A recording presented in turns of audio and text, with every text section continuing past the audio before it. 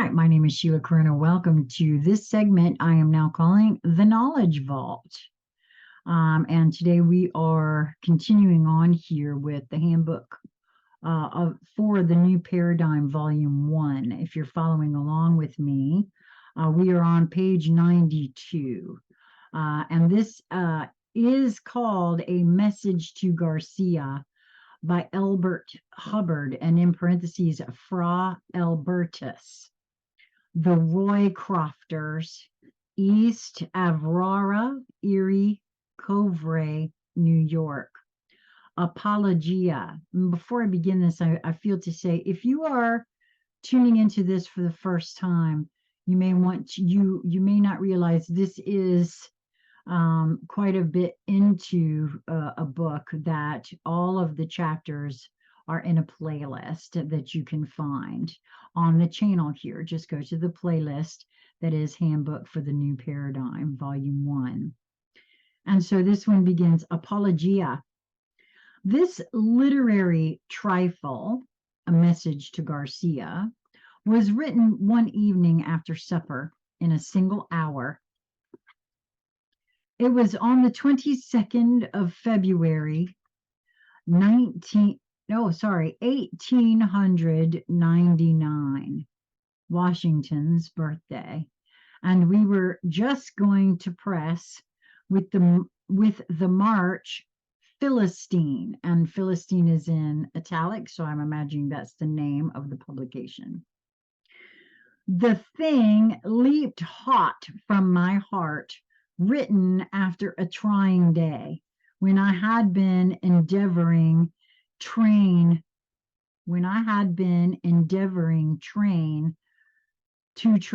some rather delinquent villagers to abjure the comatose state and get radioactive. The immediate suggestion, though, came from a little argument over the teacups, when my boy Bert suggested that Rowan was the real hero of the Cuban War. Rowan had gone alone and done the thing, carried the message to Garcia. It came to me like a flash. Yes, the boy is right. The hero is the man who does his work, who carries the message to Garcia. I got up from the table and wrote a message to Garcia. I thought so little of it that we ran it in the magazine without a heading. The edition went out, and soon orders began to come for extra copies of the March Philistine. A dozen, 50, 100, and when the American News Company ordered 1,000, I asked one of my helpers which article it was that had stirred up the cosmic dust. It's the stuff about Garcia, he said. The next day, a telegram came from George H. Daniels of the New York Central Railroad. Thus, quote, give price on 100,000 Rowan articles in pamphlet form, Empire State Express advertisement on back. Also, how soon can ship? I replied, giving price, and stated we could supply the pamphlets in 2 years. Our facilities were small, and 100,000 booklets looked like an awful undertaking. The result was that I gave Mr. Daniels permission to reprint the article in his own way. He issued it in booklet form in editions of 500,000. 2 or 3 of these 500,000 lots were sent out by Mr. Daniels, and in addition, the article was reprinted in over 200 magazines and newspapers. It has been translated into all written languages. At the time, Mr. Daniels was distributing the message to Garcia. Prince Hilikoff director of the Russian railways, was in this country. He was the guest of the New York Central and made a tour of the country under the personal direction of Mr. Daniels. The prince saw the little book and was interested in it more because Mr. Daniel was putting it out in such big numbers, probably, than otherwise. In any event, when he got home, he had the matter translated into Russian and a copy of the booklet given to every railroad employee in Russia. Other countries then took it up, and from Russia it passed into Germany, France, Spain, Turkey, Hindustan, and China. During the war between Russia and Japan, every Russian soldier who went to the front was given a copy of the message to Garcia. The Japanese, finding the booklets in possession of the Russian prisoners, concluded that it must be a good thing, and accordingly translated it into Japanese. And on an order of the Mikado, a copy was given to every man in the employ of the Japanese government, soldier or civilian. Over 40 million copies of A Message to Garcia have been printed. This is said to a larger circulation than any other literary venture of the author in all history, thanks to a series of lucky accidents. E.H. East Aurora, December 1st, 1913. And now on page 94 is A Message to Garcia. In all this Cuban business, there is one man that stands out on the horizon of my memory like Mars at perihelion. When war broke out between Spain and the United States, it was very necessary to communicate quickly with the leader of the insurgents. Garcia was somewhere in the mountain fastnesses of Cuba. No one knew where. No mail or telegraph message could reach him. The president must secure his cooperation, and quickly. What to do? Someone said to the president, there is a fellow by the name of Rowan who will find Garcia for you if anybody can. Rowan was sent for and given a letter to be delivered to Garcia. How the, quote, fellow by the name of Rowan, end quote, took the letter, sealed it up in an oilskin pouch, strapped it over his heart, in 4 days landed by night off the coast of Cuba from an open boat, disappeared into the jungle, and in 3 weeks came out on the other side of the island, having traversed a hostile country on foot, and delivered his letter to Garcia, are things I have no special desire now to tell in detail.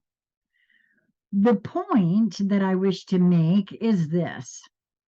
McKinley gave Rowan a letter to be delivered to Garcia.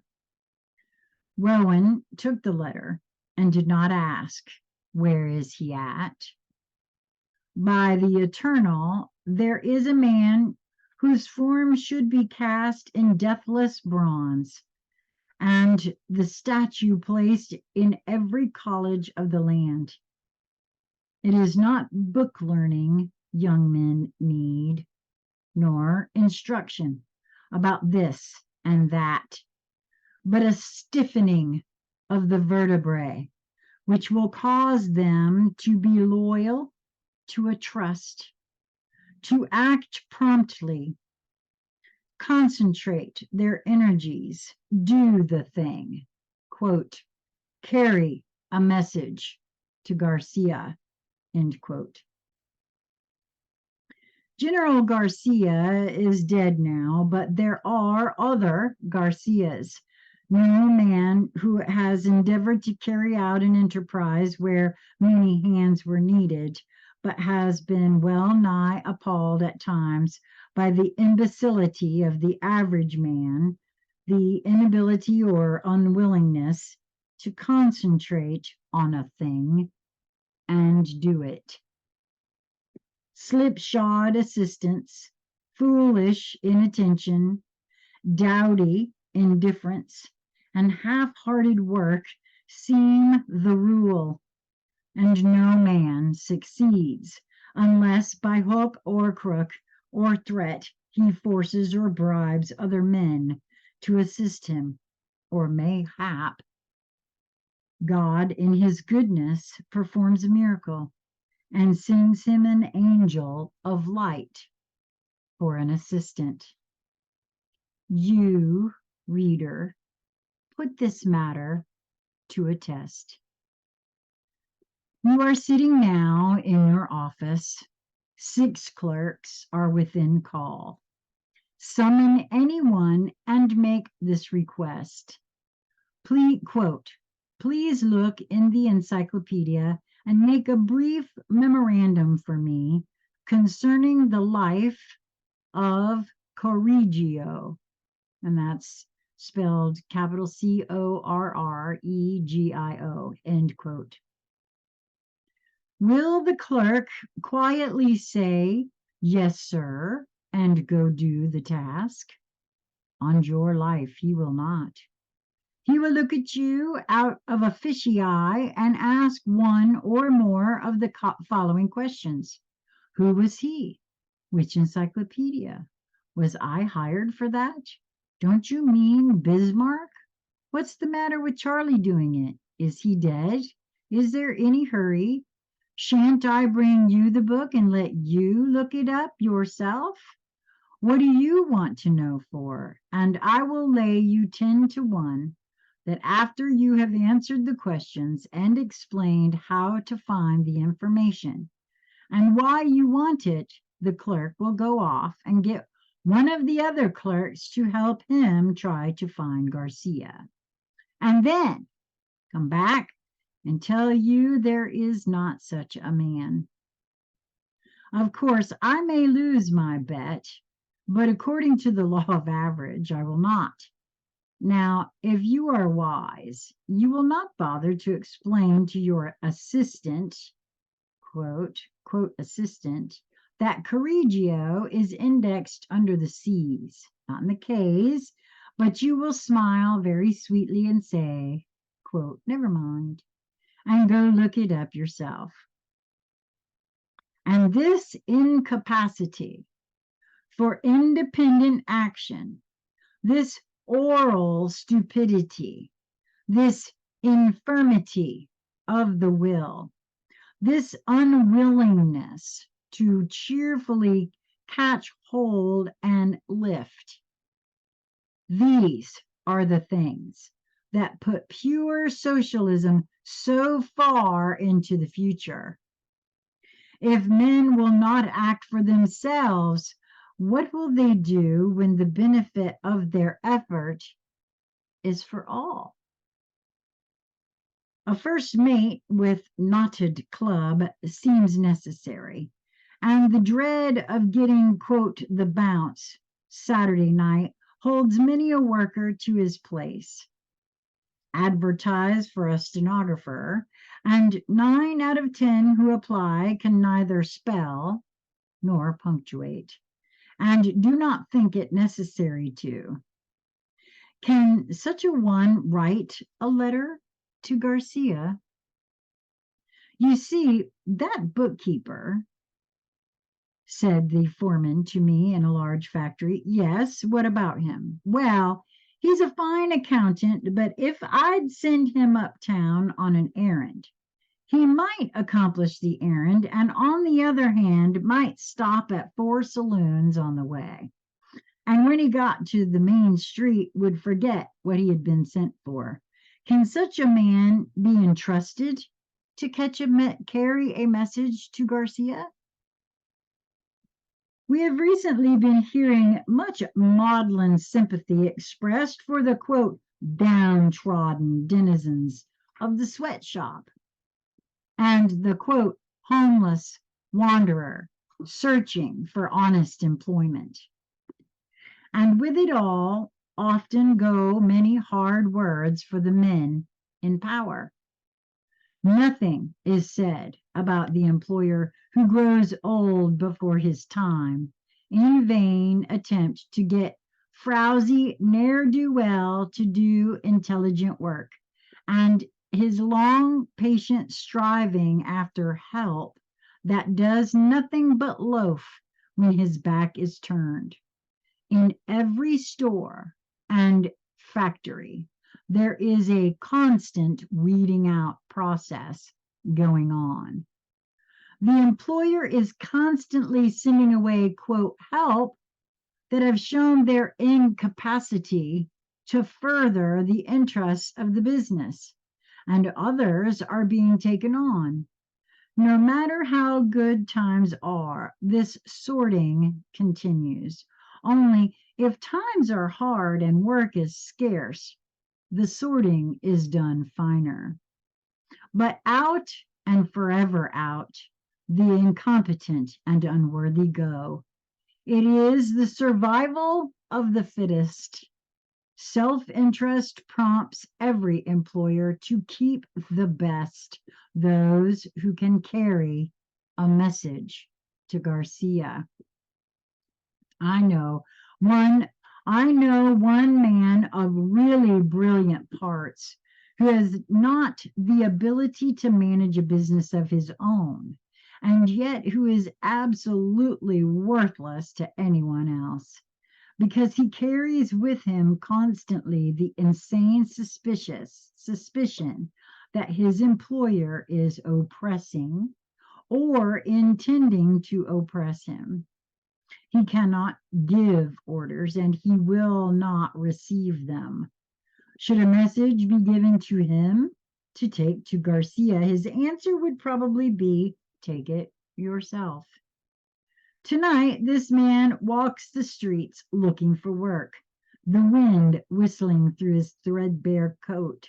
No one knows him, dare employ him, for he is a regular firebrand of discontent.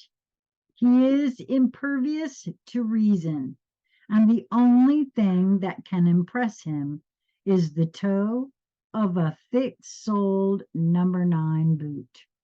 Of course, I know that no one so morally deformed is no less to be pitied than a physical cripple, but in our pitying, let us drop a tear too, for the men who are striving to carry on a great enterprise, whose working hours are not limited by whistle, and whose hair is fast turning white through the struggle to hold in line.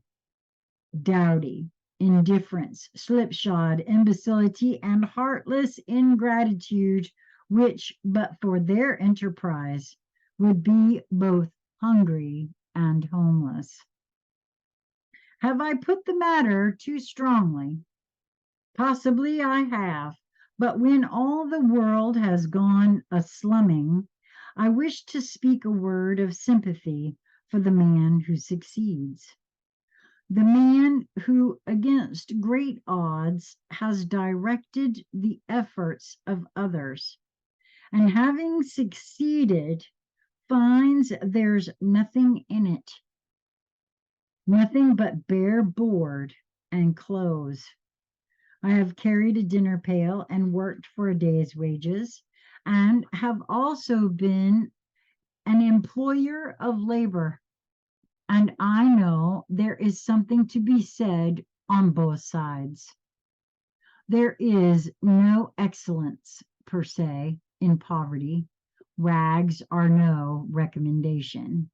And all employers are not rapacious and high-handed any more than all poor men are virtuous.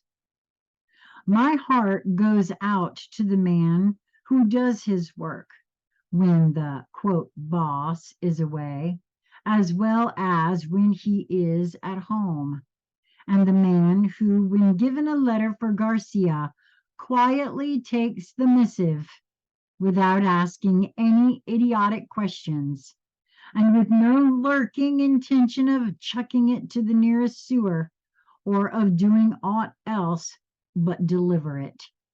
Never gets, quote, laid off, not has to go on a strike for higher wages. Civilization is one long, anxious search for just such individuals. Anything such a man asks shall be granted. He is wanted in every city, town, and village, in every office, shop, store, and factory. The world cries out for such. He is needed and needed badly. The man who can, quote, carry a message to Garcia. Wow. And that's the end of that one. We'll start next time on session number 28. That will be on page 97. And I hope you have found these helpful and informative. I feel like this one tells a completely different tale. Please keep in mind the year that was written was 1899, Washington's birthday, 1899. Very interesting, actually, that it come up now for me in these moments.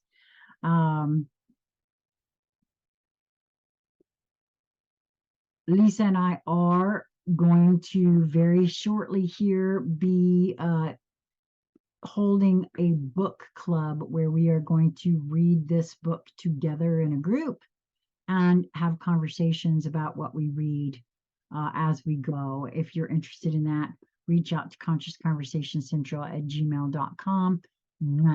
I look forward to hearing from you. I hope that you will continue to move towards that which brings you joy in each moment that presents itself to you. It is for me just a matter of perspective.